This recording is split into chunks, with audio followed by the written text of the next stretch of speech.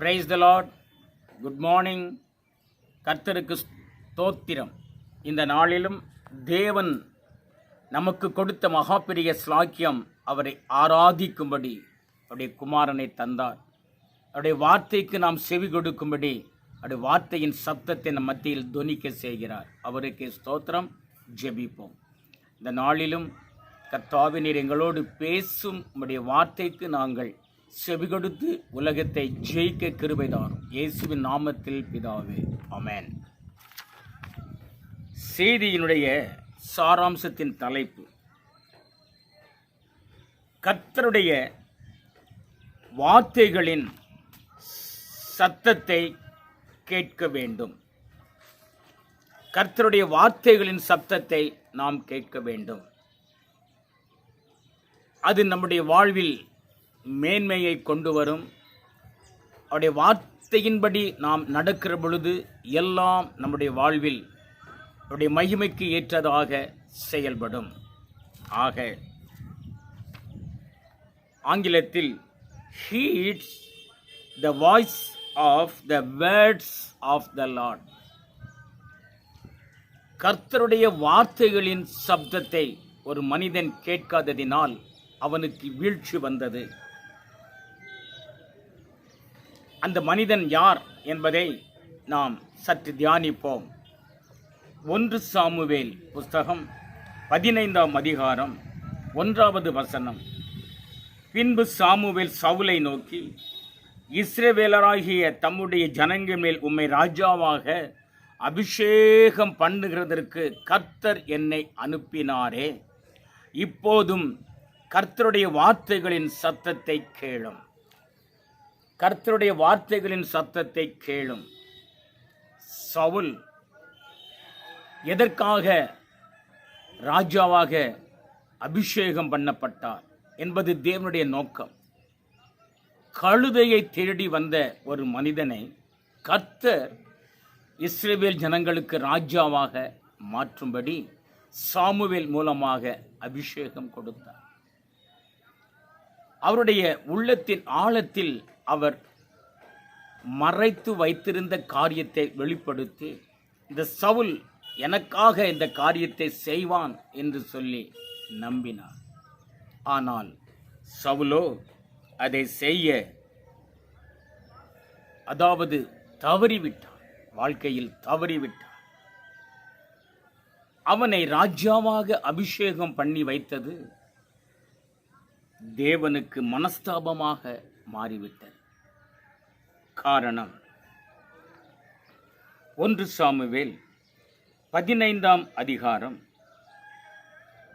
10 11 வாசிக்க கேட்போம். அப்பொழுது கர்த்தருடைய வார்த்தை சாமுவேலுக்கு உண்டாகி அவர் சொன்னது, நான் சவுலை ராஜாவாக்கினது எனக்கு மனஸ்தாபமாய் இருக்கிறது. அவன் என்னை விட்டு திரும்பி என் வார்த்தைகளை நிறைவேற்றாமற் போனான் என்றார். அப்பொழுது சாமுவேல் மனம் நொந்து ரா முழுவதும் கர்த்தரை நோக்கி கூப்பிட்டார். தீர்க்கதரிசி கலங்குகிறான். இப்பொழுது ரா முழுவதும் கூப்பிடுகிறான். நான் கர்த்தருடைய வார்த்தையின்படி அல்லவா சவுலை அபிஷேகம் பண்ணினேன், ராஜாவாக அபிஷேகம் பண்ணினேன். ராஜாவாக எதற்காக நான் அபிஷேகம் பண்ணினேன்? அவன் கர்த்தருடைய ஜனங்களுக்கு எதிர்த்து நின்ற அமலேக்கியரை முறியடிப்பான் என்பதற்காக அல்லவா? இஸ்ரவேல் ஜனங்கள் வனாந்தரத்தில் நடந்து வந்த பொழுது, அமலேக்கியர் வந்து யுத்தம் செய்த பொழுது, அங்கே மோசே அந்த யுத்தத்தில் வெற்றி பெறும்படி கர்த்தர் கிருபை செய்தார். ஆக கிறிஸ்துவுக்குள் அன்பானவர்களே, யாத்ராகமம் புஸ்தகம் 17ஆம் அதிகாரம் 8 முதல் 11 வரை நாம் வாசிக்கிற பொழுது, அமலேக்கியர் வந்து ரெவேதிமிலே இஸ்ரவேலருடைய யுத்தம் பண்ணினார்கள். அப்பொழுது மோசே யோசுவாவை நோக்கி, நீ நமக்காக மனிதரை தெரிந்து கொண்டு புறப்பட்டு அமலேக்கியோட யுத்தம் பண்ணு. நாளைக்கு நான் மலையுச்சியில் இதனுடைய கோலை என் கையிலே பிடித்து கொண்டு நிற்பேன் என்றான். யோசுவா தனக்கு சொன்ன யோசுவா தனக்கு மோசே சொன்னபடியே செய்து அமலேக்குடைய யுத்தம் பண்ணினான். மோசேயும் ஆரோனும் ஊர் என்பவனும் மலையுச்சில் ஏறினார்கள். மோசே தன் கையை ஏறெடுத்திருக்கையில் இஸ்ரவேலர் மேற்கொண்டார்கள். அவன் தன் கையை தாழ்விடுகையில் அமலேக்கு மேற்கொண்டார்கள். கிறிஸ்துவுக்குள் அன்பானவர்களே, இஸ்ரவேல் ஜனங்கள் எகிப்து தேசத்தில் அடிமையாய் தங்கி 430 வருஷத்தை செலவழித்து நடந்து வருகிற பொழுது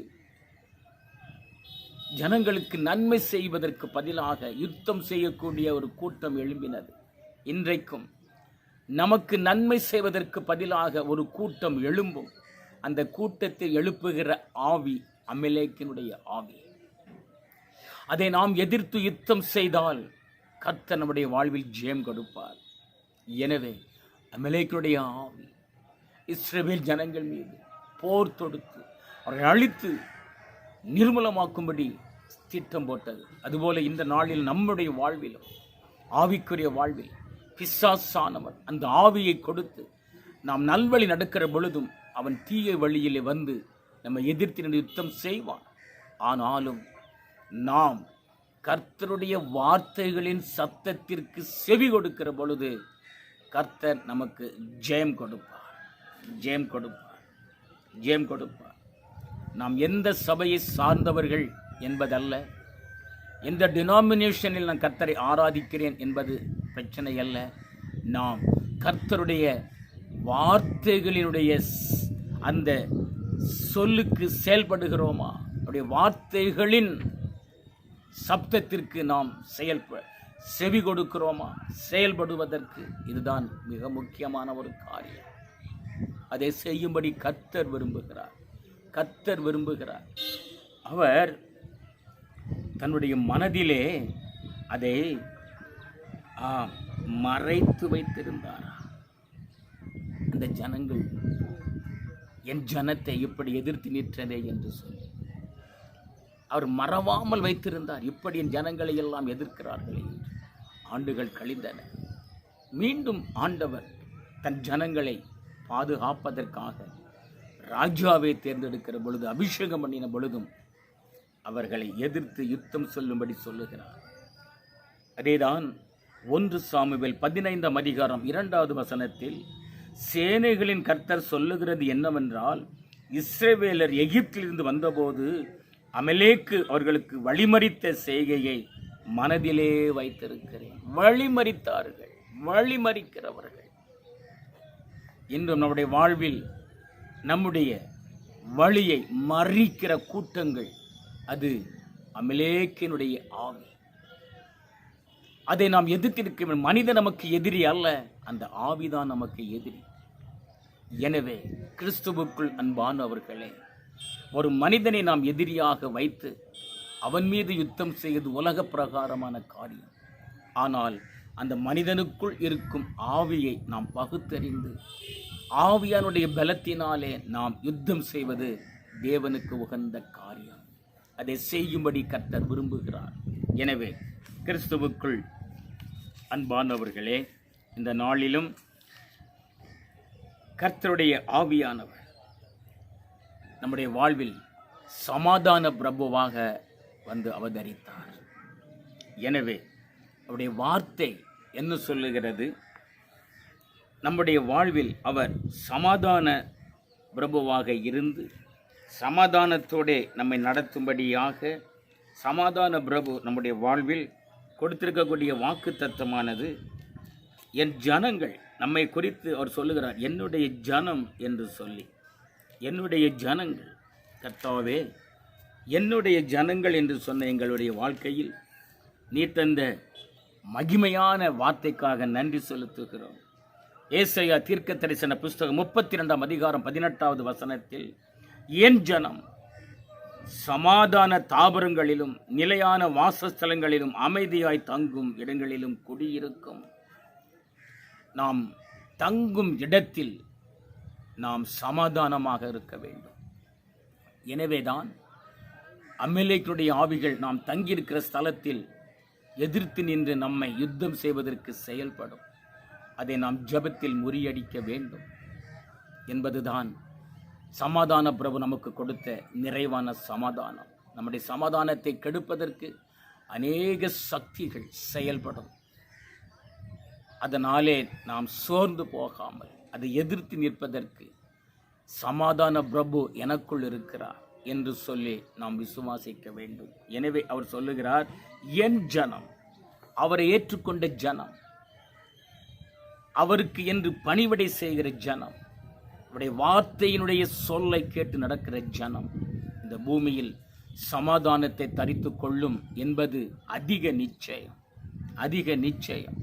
எனவே அமெலேக்கனுடைய ஆவி, போரிடக்கூடிய ஆவி, தடை செய்கிற ஆவி, தடுத்து நிறுத்துகிற ஆவி, நம்மை அழிப்பதற்கு திட்டம் போடுகிற ஆவி.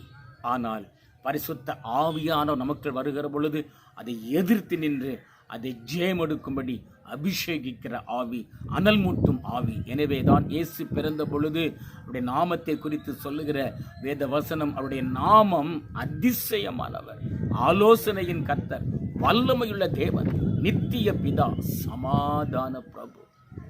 அந்த சமாதான பிரபு நமக்கு கொடுத்திருக்கக்கூடிய சமாதானத்தை உலகத்திற்கு கொடுக்கும்படி தான் இயேசு கிறிஸ்து இந்த மண்ணில் வந்து மனிதனாய் அவதரித்தார். நான் சமாதான பிரபு, என்னை ஏற்றுக்கொண்ட நீயும் பிறருக்கு சமாதானத்தை கொடுக்கும்படி நான் விரும்புகிறேன். சில இடங்களில் பாருங்க, சில வீடுகளுக்கு சில ஆட்கள் வந்தால் சமாதானமாக இருக்கும். ஐயா, அந்த ஆள் வந்தது நல்லது, எங்கள் வீட்டில் வந்து அன்பை பகிர்ந்தது நல்லது என்று சொல்லி சிலர் வீட்டுக்கு போனால் அங்கு இருக்கிற சமாதானமும் சீர்குலைந்து போய்விடும். காரணம், ஏதாவது இடக்கு முடக்காக செய்து சமாதானத்தை கெடுத்து விடுவார்கள்.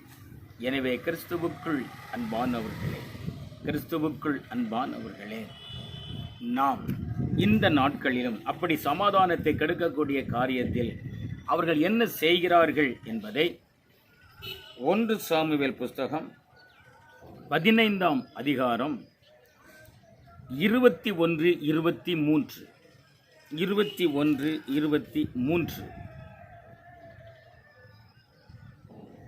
ஜனங்களோ உம்முடைய தேவனாகிய கர்த்தருக்கு கீழ்காலில் பலியிடுவதற்காக கொள்ளையிலே சாபத்திர ஆடு மாடுகளை பிரதானமானவைகளை பிடித்து கொண்டு வந்தார்கள் என்றான். அதற்கு சாமுவேல், கர்த்தருடைய சத்தத்திற்கு கீழ்ப்படுகிறதை பார்க்கிலும் சர்வாங்க தகன பலிகளும் கர்த்தருக்கு பிரியமாயிருக்குமோ? பலியை பார்க்கிலும் கீழ்ப்படிதலும் ஆட்டு கடாக்களின் தினத்தை பார்க்கிலும் செவி கொடுத்தலும் உத்தமம். 23 இரண்டகம் பண்ணுதல் பில்லி சூனிய பாவத்திற்கும் முரட்டாட்டம் பண்ணுதல் அவபக்திக்கும் விக்கிரக ஆராதனைக்கும் சரியாய் இருக்கிறது. நீர் கர்த்தருடைய வார்த்தையை புறக்கணித்தபடியினாலே அவர் உம்மை ராஜாவாய் இராதபடிக்கு புறக்கணித்து தள்ளினார் என்றார். நடந்தது என்ன? அநேக காரியத்தை குறித்து பேசலாம். ஆனாலும் அவன் கீழ்ப்படியாததினாலே, அந்த சத்தத்தை அசட்டை பண்ணினதினாலே, கொள்ளை பொருளில் முக்கியமானதை அவர்கள் பதுக்கி வைத்ததினாலே கர்த்தருடைய கடும் கோபம் எழும்பினது. அவனுடைய ஸ்தானத்தை அவன் இழந்தான். இன்று நாம் பிறரை சொல்லுகிறோம், நீ பில்லி சூனியம் பண்ணுகிறாய். அது மாத்திரமல்ல, கர்த்தருக்கு ஸ்தோத்திரம் உண்டாவதாக, பில்லி சூனியம் பண்ணுகிறாய் என்று நாம் சொல்லுகிறோம். இங்கே இரண்டகம் பண்ணுதல் பில்லி சூனியனுக்கு ஈக்குவலாக இருக்கிறது. அதை விட்டு விலகு. முரட்டாட்டம் பண்ணுதல் அவபக்தி. நீ முரட்டாட்டம் பண்ணிக்கிட்டு இருக்காத, அது அவபக்திக்குரியது. கர்த்தருக்கு ஸ்தோத்திரம். விக்கிரக ஆராதனைக்கும் சரியாய் இருக்கிறது. நீ அவனை பார்த்து முரட்டாட்டம் பண்றன்னு சொல்ற, உனக்குள்ள தானே எல்லாம் இருக்குது. அப்போ கர்த்தருடைய வசனத்தை கேட்கிற நாம், கர்த்தருடைய வார்த்தையின்படி, அவருடைய வசனத்தின்படி நாம் நடக்கிற பொழுது கர்த்தர் நமக்கு கொடுத்த அந்தஸ்தை, நமக்கு கொடுத்த பொசிஷனை இழந்து விடாமல் பாதுகாக்க கிருபையுள்ளதாக இருக்கிறது. எனவே அழைத்தவர் உண்மையுள்ளவர். அவருக்கு முன்பாக அவருடைய வார்த்தைக்கு நாம், வார்த்தையின் சப்தத்திற்கு நாம் செவி கொடுக்கிற பொழுது கர்த்தர் நம்முடைய வாழ்வில் மேன்மேலும் ஆசீர்வாதங்களையும் கிருபைகளையும் கட்டளையிடுகிறார். அவர் நாமத்திற்கே மகிமை உண்டாவதாக. ஆமென். நல்ல பிதாவே, உம்மை நன்றியோடு துதிக்கிறோம் கர்த்தாவே. இந்த வார்த்தை எங்கள் வாழ்வில் உம்முடைய சப்தத்திற்கு மாத்திரம் நாங்கள், உம்முடைய வார்த்தையின் சப்தத்திற்கு மாத்திரம் நாங்கள் செவி கொடுக்கும்படியாக லோகாஸ் என்று எழுதப்பட்டிருக்கிற வேதாகம வார்த்தை ரீமா என்ற அந்த வெளிப்பாட்டோடு எங்களிடத்தில் கிரியை செய்யும்படி அனுக்கிரகம் செய்யும். எழுதப்பட்ட வார்த்தை the written word of God is logos. அதே நேரத்தில் வெளிப்படுத்தக்கூடிய the revelation comes out, that is calling rima. அந்த ரீமா எங்கள் வாழ்வில் செயல்படும்படியாக எழுதப்பட்ட வார்த்தையை நாங்கள் வாசிக்கிறது மாத்திரமல்ல, அந்த வார்த்தை எங்களோடு பேசும்படியாக அனுக்கிரகம் செய்கிறார். இந்த சப்தத்தை நாங்கள் கேட்டு நடந்து ஜெயிக்கும்படி அனுக்கிரகம் செய்கிறார். கிருபை தொடரட்டும். நாமத்திற்கே மகிமை. இயேசுவின் நாமத்தில் வேண்டிக் கொள்ளுகிறோம் எங்கள் ஜீவன நல்ல பிதாவே, ஆமேன். என் ஆத்துமாவே கர்த்தரை ஸ்தோத்தரி, என் முழு உள்ளமே அவருடைய பரிசுத்த நாமத்தை ஸ்தோத்தரி. என் ஆத்துமாவே கர்த்தரை ஸ்தோத்தரி, கர்த்தர் செய்த சகல உபகாரங்களையும் மறவார். ஆமேன். God bless you all.